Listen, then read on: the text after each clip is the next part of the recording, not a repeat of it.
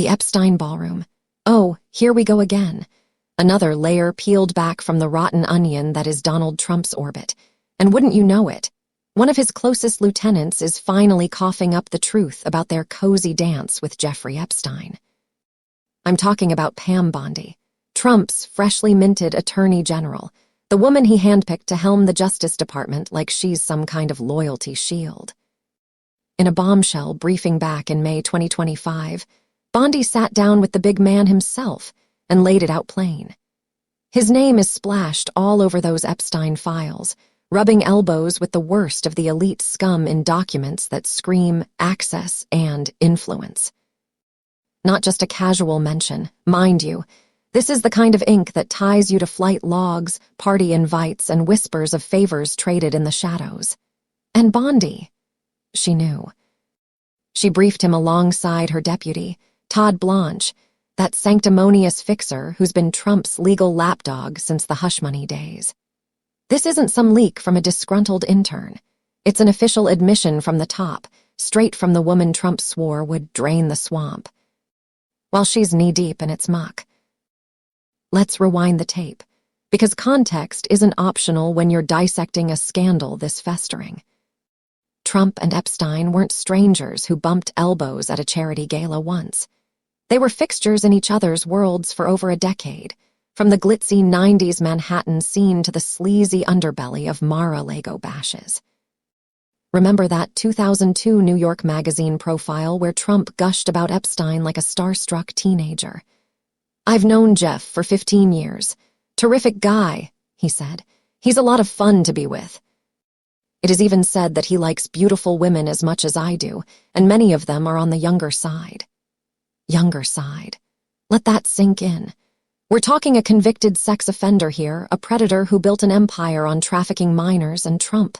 He was right there, name-dropping him as a terrific guy, while the world pretended not to notice the red flags waving like a matador's cape. Fast forward to 2025, and the chickens are coming home to roost harder than ever.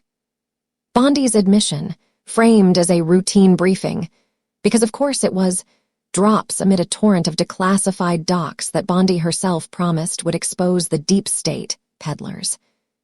Spoiler, they expose a whole lot more about Trump's inner circle.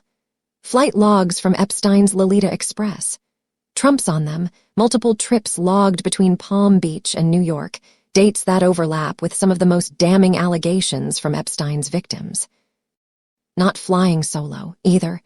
Pictures show him schmoozing with Ghislaine Maxwell at his properties, that venomous enabler who just got slapped with another subpoena from a bipartisan House oversight crew that's finally grown a spine. And don't get me started on the birthday book. Fiasco, Epstein's infamous ledger of autographed well wishes from the powerful. Trump's signature, allegedly scrawled on page 50, wishing the monster a happy 50th in 2003, right around the time Epstein was dodging Florida charges for soliciting a minor. Trump denies it now, of course. Fake news. His go-to incantation. But the ink doesn't lie, and neither do the witnesses who have come forward saying they saw the two plotting real estate deals over stakes at Mar-a-Lago, deals that conveniently sidestepped any pesky morals. But Bondi's role, that's where the real gut punch lands. As Trump's top legal enforcer, she's not just admitting Trump's entanglement, she's the gatekeeper who let it fester. Back in her Florida AG days, Bondi took a fat $25,000 check from Trump's foundation. Coincidentally, right before her office looked the other way on Trump University fraud claims. Cozy, right? Now, in 2025, she's the one who hyped up this mythical Epstein client list. During her confirmation hearings, teasing America with visions of justice for the trafficked girls while her DOJ drags its feet on full release. Whatever she thinks is credible, Trump mumbled when pressed, like he's outsourcing accountability to his own puppet. Credible. The only credible thing here is the pattern. Protect the boss at all costs, even if it means burying files that could torch his legacy. Bondi's briefing wasn't a confession of her own sins, yet, but it's an admission that she knew the dirt, sat on it, and still pushed the narrative that this is all a Democrat hoax. Hoax. Tell that to Virginia Giuffre's family, who had to endure Trump claiming last July that Epstein stole their daughter from a Mar-a-Lago locker room job, like she was a misplaced spa towel instead of a 17-year-old groomed into hell. This isn't ancient history. It's a live wire scorching the MAGA base right now. Cracks are spiderwebbing through the Republican facade like never before. House oversight, that GOP-led watchdog that's supposed to bark at Biden's ghost, just voted 8-2 to subpoena the full Epstein trove. Yes, with Republicans like Nancy Mace and Scott Perry flipping the script, joining Democrats in demanding Maxwell's testimony under oath. Speaker Mike Johnson's sweating bullets, trying to quash it as partisan theater. But the revolt is real. Even Trump's own aides are jumping ship. Sources whisper that FBI Deputy Dan Bongino's packing his bags after clashing with Bondi over the no-client list exists. Revelation, a bombshell that popped like a dud firecracker after months of hype.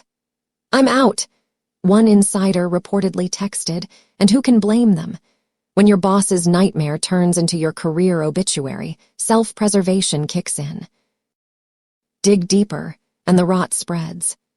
That ex-Trump casino exec, Jack O'Donnell, didn't hold back in his CNN tell-all just weeks ago.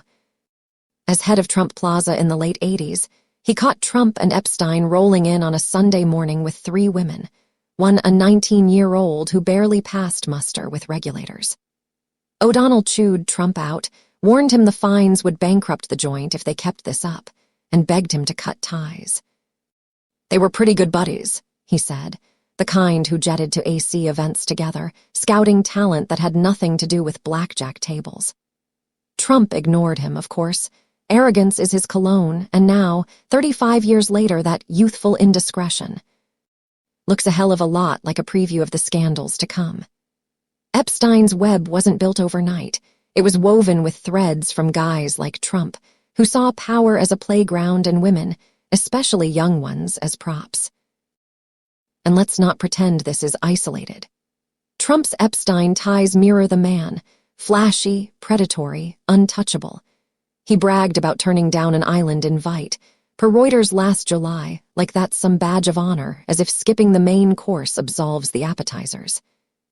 But the files paint a different picture. Mentions of Trump in grand jury transcripts, hints at arrangements for properties that funneled Epstein's dirty money, even a bizarre pivot where Trump blamed Obama for Epstein's death in a Fox hit last summer. Deflection 101, but it's wearing thin. Late-night hosts like Stephen Colbert are eviscerating him nightly, reminding viewers of that unfulfilled vow to release everything on Epstein, now rebranded as a hoax faster than you can say, fake news. I call it like I see it. This is institutional failure wrapped in gold leaf.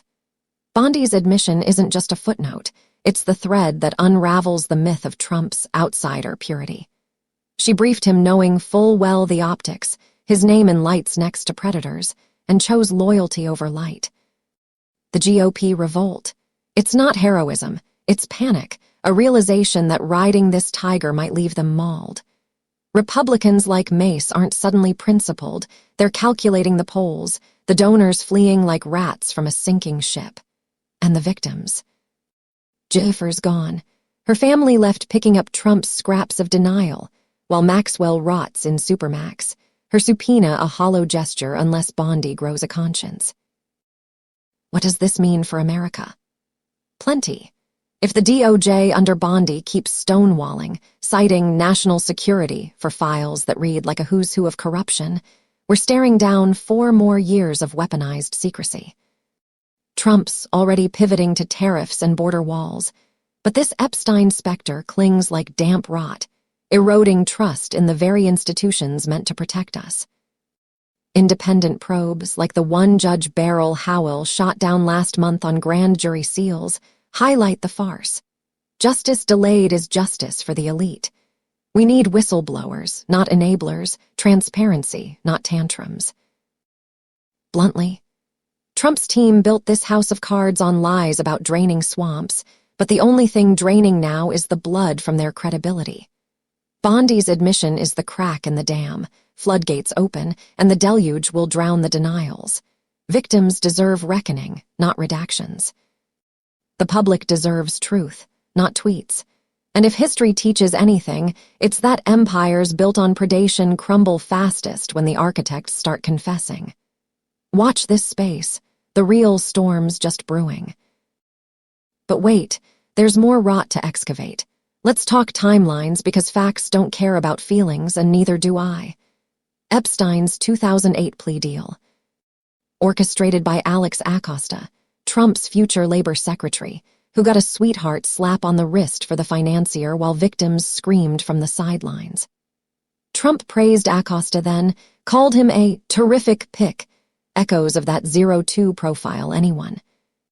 Fast forward to 2019, Epstein's arrest under Trump's watch.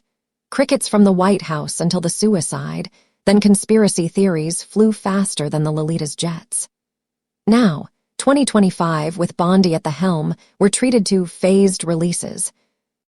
Flight logs in February, birthday book teases in September, but the meat, buried under ongoing sensitivities.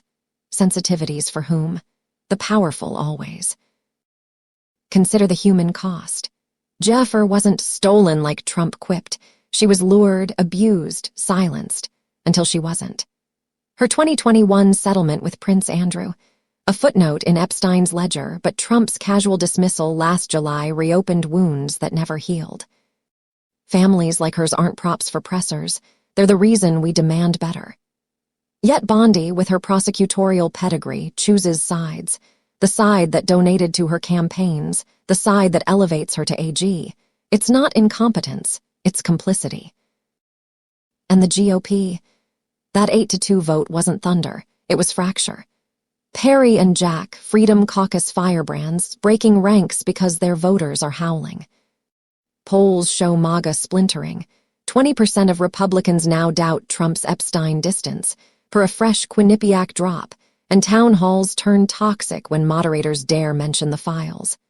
Johnson's containment fails because the base smells blood. Their hero tainted. AIDS quitting. Bongino's not alone. Whispers of a Trump fatigue exodus, with mid-level staffers citing the Epstein Ballroom nickname for Mar-a-Lago's East Wing, a Wolf exclusive that has insiders chuckling bitterly behind closed doors. Independent media like mine thrives in this chaos because we don't bow to access or ads. We report the unseemly. Trump's deflection to Obama in that NPR interview, claiming the Express orchestrated Epstein's mysterious end.